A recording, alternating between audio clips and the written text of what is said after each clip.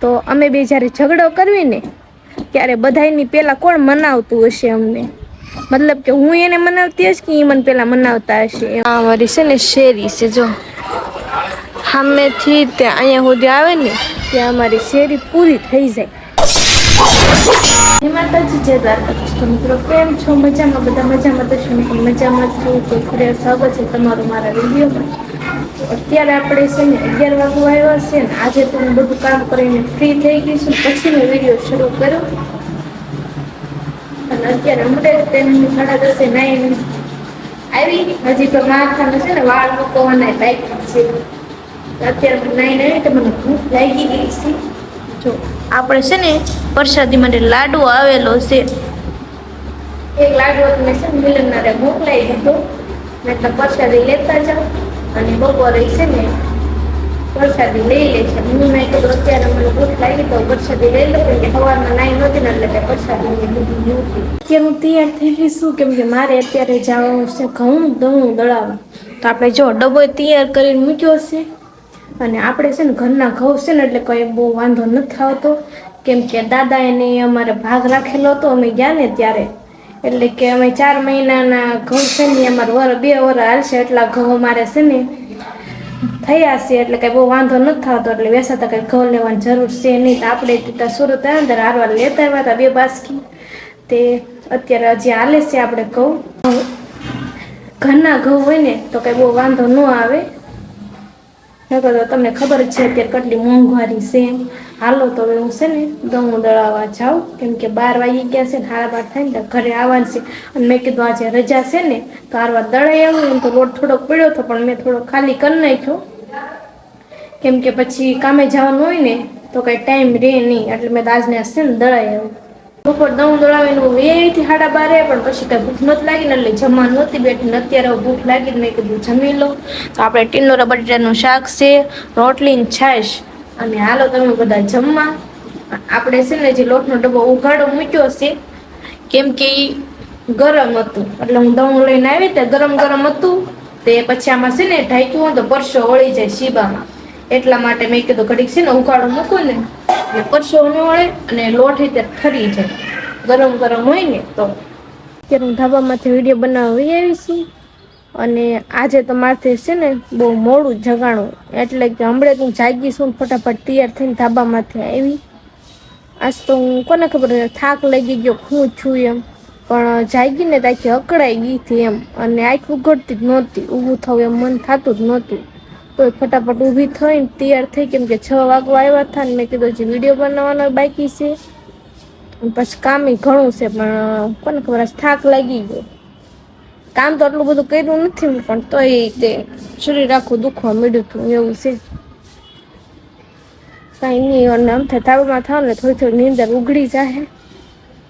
કે આજ તો છે ને હજી આંખ્યો આમ ઘેરાય જ છે મારી. અને અત્યારે મસ્ત વાતાવરણ છે, મજા આવે ધાબામાંથી.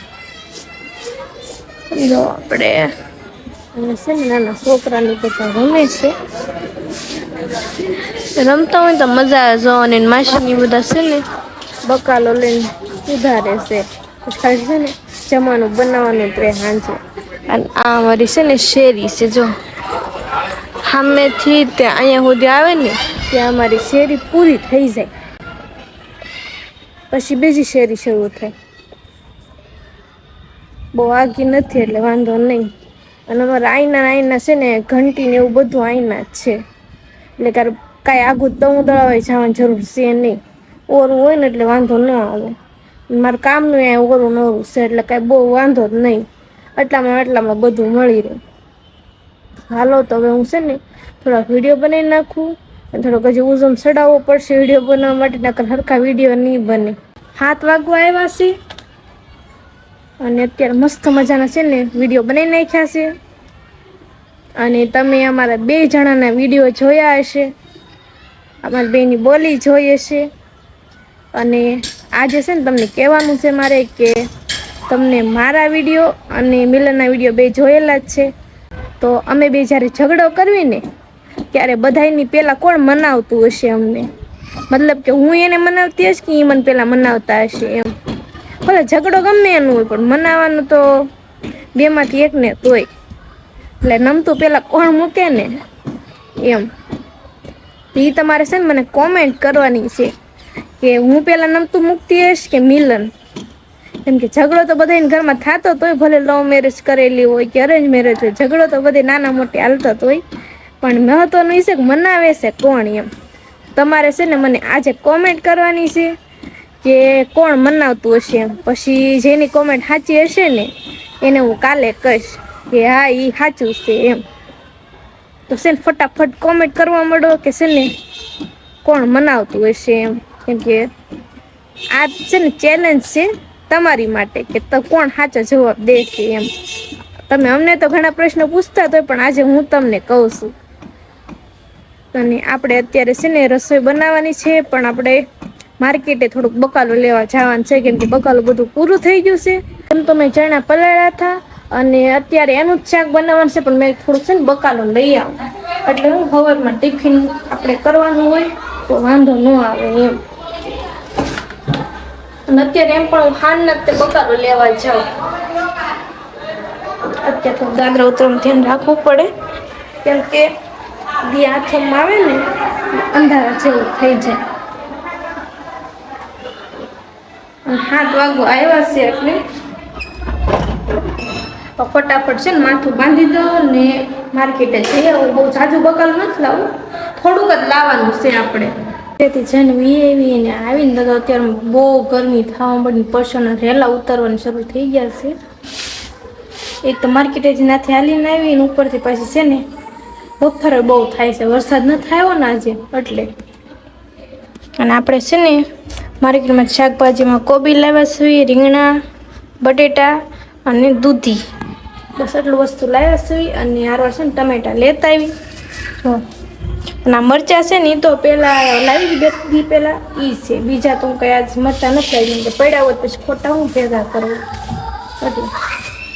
હું બધું છે ને ઉઘાડો મૂકી દઉં એટલે સારું રે નકર બહુ સારું ન રે. અને આપડે છે ને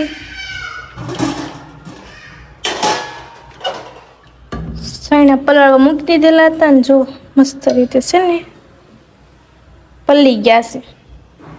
હવે આપણે એનું છે ને શાક બનાવી નાખ્યું અને પરસોં કેવા રેલા ઉતરવા માંડ્યા છે. બહુ ગરમી થાય છે. ચણાનું શાક બનીને તૈયાર થઈ ગયું છે અને છાશ ને રોટલી અને જો આ તો જમાય મળ્યા છે. મને ખબર નહોતી વિડિયો બનાવવાનો કાંઈ નહીં હાલો હું તો છે ને જમી લઉં. વાસણ ઉતરતી હતી ને તે મિલનના ટિફિનમાંથી મને છે ને 2 રૂપિયાનો સિક્કો મળ્યો. મેં એને પૂછ્યું ને તો મને કે તે મને સવારમાં જે લાડવો પરસદીમાં આપ્યો હતો ને એમાંથી કે 2નો સિક્કો મળ્યો હશે એમ. એટલે એ સારું કહેવાય કે છે ને કોકના ભાગમાં છે ને પૈસાઓ નીકળે લાડવામાંથી નકર કઈ નીકળે નહીં. એટલે અમારે છે ને ભાઈ દશે લક્ષ્મીજી આવ્યા એટલે તો મેં કીધું હવે એને છે ને હું મારું મંદિર છે એમાં મૂકી દઉં. એટલે કે મંદિર એ રીતનું નથી પણ અમે આ રીતના છે ને ફોટા ને એવું બધું મૂકેલું છે રસોડે. હાલો તો હવે આપણો આજનો વિડીયો અહીંયા પૂરો કરીએ છીએ. તો વિડીયો કેવો લાગ્યો ને એ જરૂરથી કહેજો અને ચેનલ ઉપર ન હોય તો સબસ્ક્રાઈબ કરવાનું ભૂલતા નહીં. ફરી મળશું નવા વિડીયોમાં. ત્યાં સુધી આવજો. જય માતાજી, જય દ્વારકાધીશ, બાય બાય.